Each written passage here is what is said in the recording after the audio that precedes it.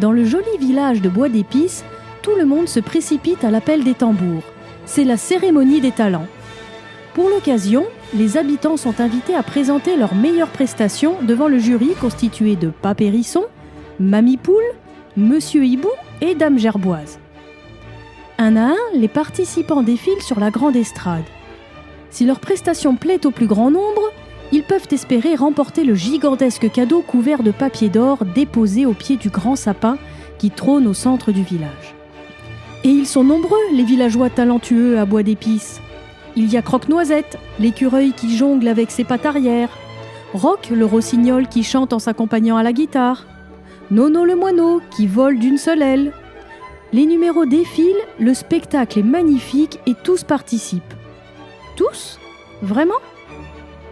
Dissimulée derrière le volet de sa chambre, Minouche n'en perd pas une miette, mais elle n'ose pas sortir de sa cachette. Elle a eu beau chercher, rien à faire. Elle ne sait trouver aucun talent.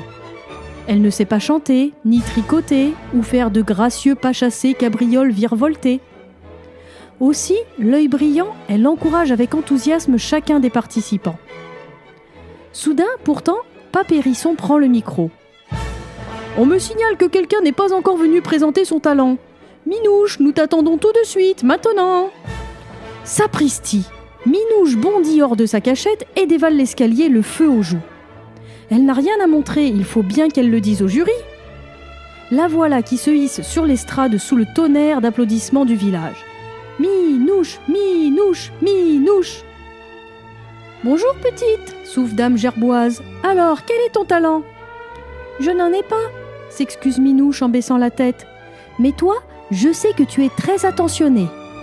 Puis Minouche se tourne vers Pape Hérisson. Et toi, tu caches une générosité immense derrière ta grosse voix et tes piquants qui piquent. Et Mamie Poule est rigolote. Qu'est-ce qu'on s'amuse avec elle, c'est la régalade. Un silence ému s'installe sur la place du village, tandis que Minouche continue sa distribution. Les gâteaux de Lilou sont les meilleurs du monde. Et invitez-vous chez Monsieur Potiche, il habite la maison la mieux décorée de la contrée. Ah, ça oui, croyez-moi. Chez lui, c'est vraiment très beau.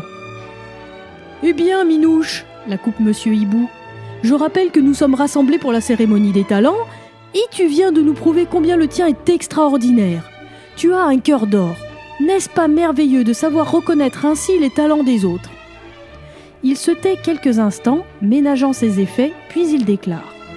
Le paquet du sapin est pour toi. Ouvre-le vite, Minouche. La grande gagnante, ne croyant pas sa chance, déballe alors le cadeau. Elle y trouve une coupe remplie de pâtes d'amande, de bonbons, de pâtisseries et d'autres sucreries. Minouche est émerveillée. Chic alors, venez vite vous servir, les amis.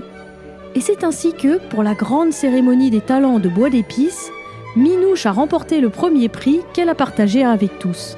Car les cadeaux sont comme les talents, on en profite bien plus quand on les partage.